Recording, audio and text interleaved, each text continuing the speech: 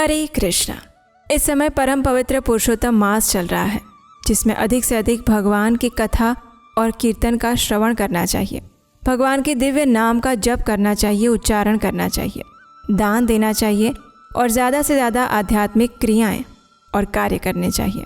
और इसीलिए इस समय पुरुषोत्तम मास में इस बार हम आपके लिए लेकर आए हैं महर्षि वाल्मीकि द्वारा रचित रामायण की कथा, प्रमाणभूत रामायण ग्रंथ से।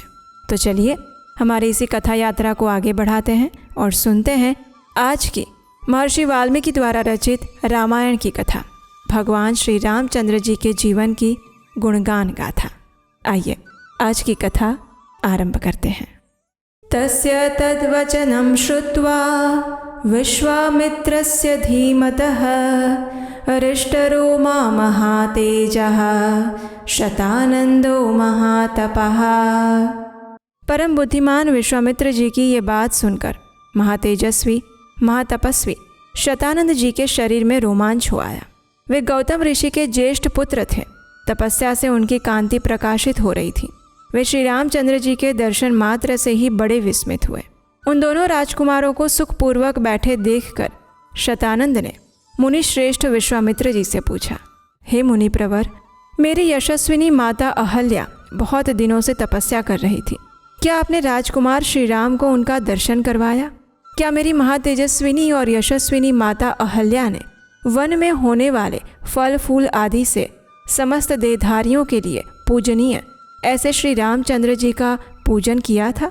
हे महातेजस्वी मुने, क्या आपने श्री राम से वो प्राचीन वृत्तांत कहा था जो मेरी माता के प्रति देवराज इंद्र द्वारा किए गए छल कपट और दुराचार द्वारा घटित हुआ था? हे मुनि श्रेष्ठ कौशिक, आपका कल्याण हो। क्या श्री रामचंद्र जी के दर्शन आदि के प्रभाव से मेरी माता श्राप मुक्त होकर पिताजी से जा मिली? क्या मेरे पिता ने श्री राम का पूजन किया? क्या उन महात्मा की पूजा ग्रहण करके ये महातेजस्वी श्री राम यहाँ पधारे हैं? हे विश्वामित्र जी, क्या यहाँ आकर मेरे माता पिता द्वारा सम्मानित हुए श्री राम ने मेरे पूज्य पिता का शांत चित्त से अभिवादन किया था? ऋषि शतानंद का ये प्रश्न सुनकर बोलने की कला जानने वाले महामुनि विश्वामित्र ने बातचीत करने में कुशल शतानंद को इस प्रकार उत्तर दिया, हे मुनि श्रेष्ठ, मैंने कुछ उठा नहीं रखा है। मेरा जो कर्तव्य था उसे मैंने पूरा किया। महर्षि गौतम से उनकी पत्नी अहल्या उसी प्रकार जा मिली है जैसे भृगुवंशी जमदग्नि से रेणुका मिली है। बुद्धिमान विश्वामित्र की ये बात सुनकर महातेजस्वी शतानंद ने श्री रामचंद्र जी से कहा, हे नरश्रेष्ठ, आपका स्वागत है। हे रघुनंदन, मेरा ओह भाग्य जो आपने किसी से पराजित न होने वाले महर्षि विश्वामित्र को आगे करके यहाँ तक पधारने का कष्ट उठाया। महर्षि विश्वामित्र के कर्म अचिंत्य हैं। ये तपस्या से ब्रह्मर्षि पद को प्राप्त हुए हैं। इनकी कांति असीम है और ये महातेजस्वी हैं। मैं इनको जानता हूँ। ये जगत के परम आश्रय हितैषी हैं।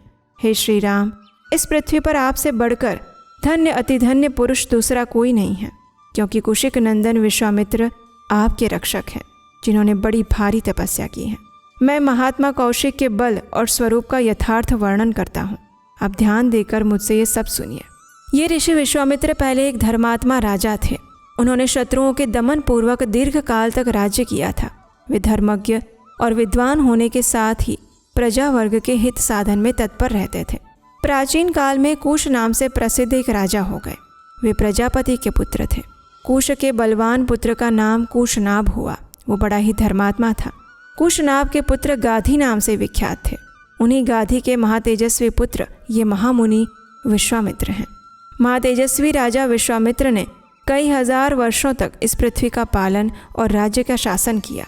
एक समय की बात है, महातेजस्वी राजा विश्वामित्र सेना एकत्रित करके एक अक्षौहिणी सेना के साथ पृथ्वी पर विचरने लगे।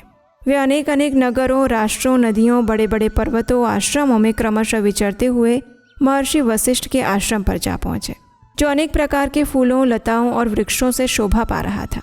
अनेक प्रकार के मृग वहाँ सभी ओर फैले हुए थे और सिद्ध तथा चारण उस आश्रम में निवास करते थे। देवता, दानव, गंधर्व और किन्नर उसकी शोभा बढ़ा रहे थे। बहुत से ब्राह्मणों, महर्षियों और देवर्षियों के समुदाय उसका सेवन करते थे। तपस्या से सिद्ध हुए अग्नि के समान तेजस्वी महात्मा और ब्रह्मा के समान महामहिम महात्मा सदैव उस आश्रम में भरे रहते थे। उनमें से कोई जल पीकर रहता था तो कोई हवा पीकर। कितने ही महात्मा तो फल मूल खाकर और सूखे पत्ते चबाकर रहते थे। राग आदि दोषों को जीत कर मन और इंद्रियों पर काबू रखने वाले बहुत से ऋषिगण जप और होम में लगे रहते थे। इन सभी विशेषताओं के कारण महर्षि वशिष्ठ का वो आश्रम दूसरे ब्रह्मलोक के समान जान पड़ता था। विजयी वीरों में श्रेष्ठ महाबली विश्वामित्र ने उस आश्रम का दर्शन किया। जप करने वालों में श्रेष्ठ वशिष्ठ ऋषि का दर्शन करके महाबली वीर विश्वामित्र बड़े प्रसन्न हुए। विनयपूर्वक उन्होंने उनके चरणों में प्रणाम किया और तब महात्मा वशिष्ठ ने कहा, हे राजन, आपका स्वागत है। ऐसा कहकर भगवान वशिष्ठ ने उन्हें बैठने के लिए आसन दिया। जब बुद्धिमान विश्वामित्र आसन पर विराजमान हुए तब मुनिवर वशिष्ठ ने उन्हें विधिपूर्वक फल मूल का उपहार अर्पित किया। वशिष्ठ जी से वो आतिथ्य सत्कार ग्रहण करके राज शिरोमणि महातेजस्वी विश्वामित्र ने उनके जप, तप, अग्निहोत्र, शिष्यवर्ग और लता वृक्ष आदि का कुशल समाचार पूछा। फिर वशिष्ठ ऋषि ने उन नृप श्रेष्ठ से सबके सकुशल होने की बात बताई। फिर जप करने वालों में श्रेष्ठ ब्रह्म कुमार ऋषि वशिष्ठ ने वहाँ सुखपूर्वक बैठे हुए राजा विश्वामित्र से कहा, हे राजन, आप सकुशल तो हैं? हे धर्मात्मा नरेश, क्या आप धर्मपूर्वक प्रजा को प्रसन्न रखते हुए राजा उचित रीति नीति से प्रजा वर्ग का पालन करते हैं? हे शत्रुसूदन, क्या आपने अपने मूल्यों को आपने अपने भृत्यों का अच्छी तरह भरण पोषण किया है? क्या वे आपकी आज्ञा के अधीन रहते हैं? क्या आपने समस्त शत्रुओं पर विजय प्राप्त कर ली है? क्या आपकी सेना, कोश, मित्रवर्ग और पुत्र पौत्र आदि सब सकुशल है?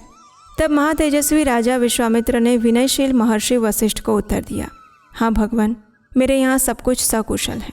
तत्पश्चात वे दोनों धर्मात्मा पुरुष बड़ी प्रसन्नता के साथ बहुत देर तक परस्पर वार्तालाप करते रहे। उस समय एक का दूसरे के साथ बड़ा प्रेम हो गया। बातचीत करने के बाद भगवान वशिष्ठ ने विश्वामित्र से हंसते हुए कहा, हे महाबली नरेश, तुम्हारा प्रभाव असीम है। मैं तुम्हारा और तुम्हारी सेना का यथा योग्य आतिथ्य सत्कार करना चाहता हूँ। तुम मेरे इस अनुरोध को स्वीकार करो। हे राजन, तुम अतिथियों में श्रेष्ठ हो, इसलिए यत्नपूर्वक तुम्हारा सत्कार करना मेरा कर्तव्य है। इसलिए मेरे द्वारा किए गए इस सत्कार को तुम ग्रहण करो। ऋषि वशिष्ठ के ऐसा कहने पर महाबुद्धिमान राजा विश्वामित्र ने कहा, हे मुने, आपके सत्कारपूर्ण वचनों से ही मेरा पूर्ण सत्कार हो गया है।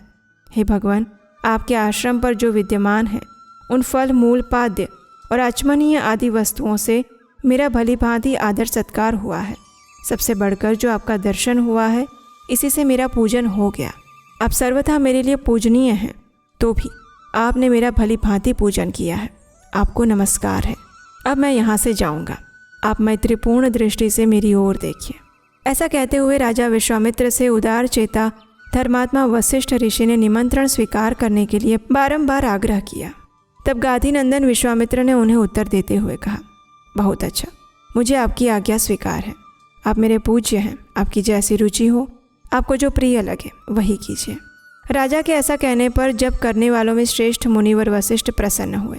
उन्होंने अपनी उस चित्तकबरी होम धेनु को बुलाया जिसके पाप धुल चुके थे और वो कामधेनु थी। उसे बुलाकर ऋषि ने कहा, हे शबले, शीघ्र आओ, मेरी ये बात सुनो। मैंने सेना सहित इन राजर्षि का महाराजाओं के योग्य उत्तम भोजन आदि के द्वारा आतिथ्य सत्कार करने का निश्चय किया है। तुम मेरे इस मनोरथ को सफल करो। षड्रस भोजनों में से जिसको जो जो पसंद हो उसके लिए वो सब प्रस्तुत कर दो। हे दिव्य कामधेनु, आज मेरे कहने से इन अतिथियों के लिए अभिष्ट वस्तुओं की वर्षा करो। हे शबले, सरस पदार्थ, अन्न, पान, लेह्य और चोष्य, इन सब से युक्त भांति भांति के अन्नों की ढेरी लगा दो। सभी आवश्यक वस्तुओं की सृष्टि कर दो और शीघ्रता करो, विलंब ना होने पाए। महर्षि वशिष्ठ की आज्ञा पाकर कामधेनु ने वैसा ही किया जैसा ऋषि वशिष्ठ ने कहा था। और उसके बाद क्या हुआ वो हम जानेंगे हमारी इसी रामायण कथा श्रृंखला की अगली कड़ी में, आपके अपने चैनल उपदेशाष्टकम पर। और हमें आशा है कि आप प्रतिदिन प्रातःकाल में सुनाई जा रही अधिक मास की पौराणिक कथाएं भी इस चैनल पर सुन रहे होंगे। और अगर आप पहली बार इस चैनल पर आए हैं और अभी तक सब्सक्राइब नहीं किया हुआ है तो आपके अपने चैनल उपदेशाष्टकम को सब्सक्राइब करना मत भूलिएगा, क्योंकि हो सकता है इस कड़ी का दूसरा भाग आप सुनना चाहें लेकिन वो आपको मिले ही ना। तो इसीलिए इस चैनल को सब्सक्राइब करके रखें, नोटिफिकेशन ऑन रखें। और हम आपसे मिलेंगे इसी रामायण कथा श्रृंखला की अगली कड़ी के साथ। आपके अपने चैनल उपदेशाष्टकम पर बहुत जल्द। क्या आप जानते हैं पुरुषोत्तम मास में की गई छोटी सी भक्ति भी कई गुना फल देती है, लेकिन अगर नियम सही ना हो तो इतने दुर्लभ महीने का पूरा लाभ नहीं मिल पाता। और ये पवित्र अधिक मास अब अगले 3 साल बाद आएगा, इसलिए हम लाए हैं एक संपूर्ण अधिक मास गाइड ई बुक, जिसमें आपको मिलेगा हर नियम, हर कथा, व्रत विधि, मंत्र और कंप्लीट गाइडेंस। अभी तुरंत अपनी ई बुक प्राप्त करें, लिंक नीचे डिस्क्रिप्शन बॉक्स में मिल जाएगा।